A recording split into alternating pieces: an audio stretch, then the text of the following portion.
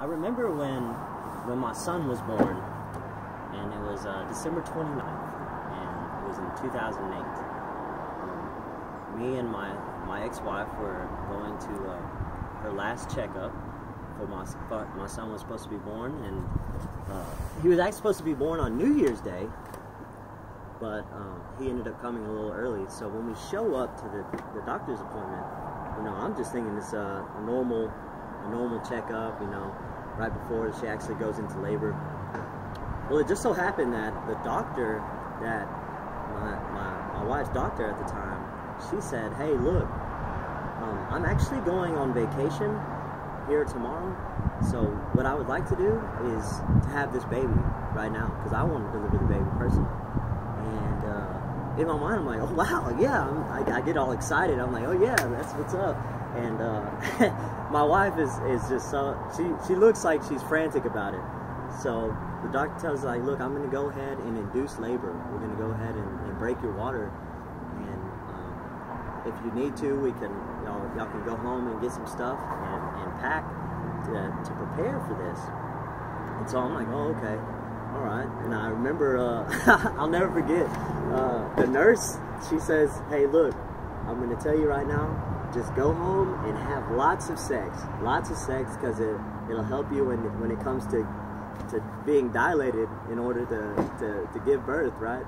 And so I'm like, "Oh yeah, that's what's up, like, but I totally forgot about this. I said, I mean, it's retarded, really, but after birth, like, I'm not going to be allowed to have sex with my wife for like 8 weeks, and that was horrible for me. I was like, oh man, I was thinking about it, I was like, oh wow, this day is finally actually coming. Even though I was excited about my son coming into the world, like, that was something that that I was worried about at the time. Now mind you, I was only 19 years old, but so when that happens, I was like, okay, so I'm gonna just go ahead and I'm gonna have to get my roll out right now. Well, I mean, the doctor said, "You know what, we're just gonna go ahead and induce labor right now." So we didn't even get the chance to go home. So in my mind, I was like, "Oh man!" But yet I was excited at the same time. And so I remember when my ex-wife, she's so super nervous about it. She's like, "Wait, no, what do you mean, like right now?" And so you're like, "Yeah, we're gonna go ahead and do this." And I remember them. So the doctor broke her water, and we had to transfer my ex-wife on a gurney to the birthing stations, and I remember going there, and man, it was just so nerve-wracking. Like, I was the one that was like super nervous. I remember I was calling everybody like, oh my god, you know, my son's fixing to be born and everything like that, and I'd be outside smoking cigarettes, and it definitely wasn't helping my wife, right? And I remember when she was sitting in on the actual gurney, and they showed us the epidural, and so it was connected to her spine or something like that. And I remember pressing it a whole bunch of times. I'm like, so is there a limit on this? Like, or can I just like dope her up like super bad, right? Because she was only supposed to press it when she got a contraction. And so when we'd sit there, I would sit there and press it forever and ever. But man, she was actually in labor for probably like 8 hours. But in that time, man, I was running back and forth, and I remember, like, I had been playing Pokemon Fire Red version, okay, and it's one of my favorite games. And my friend Michael Ridgway was there too, and we were trying to determine what we were going to name my son. And so everybody, and it was especially pretty fond of me naming him Michael Arthur Galloway III, right? But my wife was not hearing it. She's like, "I am not having another Michael. Whatever we do, we're not having another Michael." And you know, I was a little disheartened about it, but I also wanted to name him Goku. And so if you've ever played, if you know what Dragon Ball Z is, then you know who Goku is. And she wasn't too happy about that either. And then so as I was playing the Pokemon Red version, I was at this, if you know what it is, there's a Pokemon Fire gym leader, and his name is Blaine. And I've always been real fond of the name Blaine.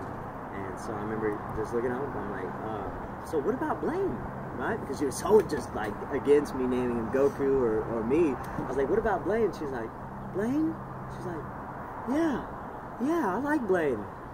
So I was like, all right. So, I mean, little did she know that Blaine was actually from the Pokemon Red version. But, so, I mean, my son is named after a Pokemon Red version, gym leader, which is cool, you know, and I'll tell him about it one day. So, after we got the name set up, man, again, it took I mean, she was in labor for a bunch of hours, and it was definitely painful.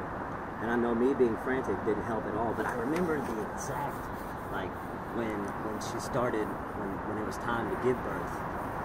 And in those moments, in those very moments, man, I was like so excited and anxious, because there were so many things that could go wrong that we heard about in Lamaze classes. And I do remember one thing in specific when we were at a Lamaze class. They say that skin contact with a baby immediately with a mother is very important, because it lets the baby know that it's comforted. And I remember being stupid at the Lamaze class. I asked the lady, I was like, so can a guy do that? And I guess she was just thrown off by the response. She's like, yeah, I mean, I guess. And so I was like, all right. So I had it on my mind to do that. Oh. Well, so when this happens, my son, right? I remember when he was being pushed, and I'm right next to my wife, and she's crying. She's so frantic about it. I'm like, push, Forrest, push, push, push, right? And she's like, I can't. I was like, come on, we gotta do this. We gotta push. And I remember looking down, right? I was like, oh God, he's crowning. Like, it just looked so crazy, right? I was like, oh wow. And but I was so excited. I was like, push, push, push. And then finally, my son comes out, and I remember the doctor. He's just pulling my son out of there like he's just like some rag doll, right? And I'm like, hey, hold on, man, hold on, take it easy, take it easy. So he has my son, and they're cleaning him off and everything like that. And I noticed something, and I guess I didn't pay attention during the Lamaze class. So it was a regular birth, no C-section. And so I'm looking at his head, and it looks like an alien head. And I'm like, oh wow, dude, that can't be normal. There's no way. And I remember asking him, I'm like, hey, is his head supposed to be like that? And like, yeah, that's the reason. When it goes through the birth canal, that's why baby has a soft spot. So they explained it to me, and I was like, oh, okay. But it's still freaking me out, though. And so after they give him I help with the fin prints, and I cut his umbilical cord, and I get to hold him. First time I get to hold him. I remember holding him like this, man. And you know what? He wasn't even crying, right, when I was holding him. But I remember holding him right in my arms, and I see these big old eyes, my eyes, looking at me. And at that moment, man, I knew that there was a God. I was like, there's no way. And when my son was born, man, it really changed my life, because I learned what love was. And in a sense, I learned what love was. And it had a major impact on me. However, it didn't have a big enough, even though me having a son did change me, it didn't stop the fact that, man, I wasn't ready to grow up. And I ended up, you know, just, I mean, if you know me, then you know my story. Like, I was a bad father. I was a bad husband. And, man, I was a monster. I dogged out my wife. Dogged her out. Did everything wrong. Lied to her. Cheated. Steal. Everything. And that's something that I had to face. And so when I went to prison and I had to sit in prison, man, it was no surprise that my ex-wife, I mean, she divorced me, but she didn't allow me to talk to my son, nor did she ever write me. In 8 years, I waited for a letter that never came in 8 years, just to tell me about my son. And it made me think about, like, you know what? How much of a monster was I that I didn't deserve to know anything about my son? And I thought that maybe it might be a little easier when I got out. But all I did, I was like, you know what, man? I never want to be like that again. And I want to be something different. I want to be an amazing dad. I want my son to say, you know what? That's my dad right there. My dad will whoop your dad. You know what I mean? I want that. I want to be my son's superhero. And so every step that I made while I was in prison was towards being a better father and towards being a better man. Matter of fact, I chose to get my GED for the simple fact that, like, I want my son to be able to come to me for any problem that he may have in life, and me be able to give him a good answer. I didn't want to feel stupid, man. I heard my son cuss for the first time, and I knew that it was my fault. Because I cussed because I had nothing better to say. I had nothing educated to say, and I didn't care that I cussed around him. But, man, when a child is looking at you as the parent, man, they're watching you, man. You are their idol. And so when I heard him cuss, man, it really affected me. I said, you know what? I want to be better than that. And so I made those steps. And so in that 8 years, and I noticed that, man, I'm probably not going to see my son or hear from him, and or hear from his mother. And so after several thousands of letters, I promise you thousands of writing to her, I said, you know what? I'm going to do something a little more meaningful. I said, you know what? I'm going to write a book to my son about my life. Everything about my life. Everything.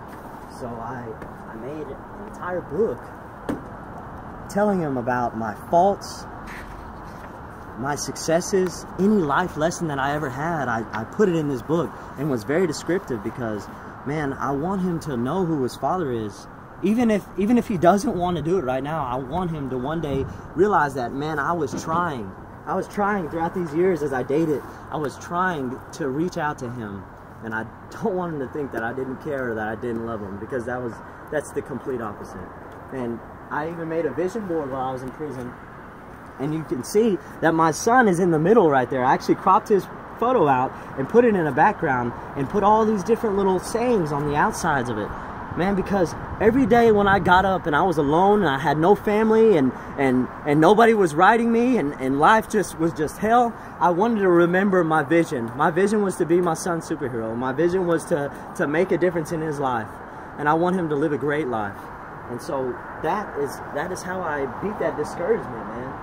And man, look, God knew that I was a huge influence. Like, my personality is gravitational, and I do influence a lot of people, and the negative thing on influence is manipulation, and that's exactly what I did.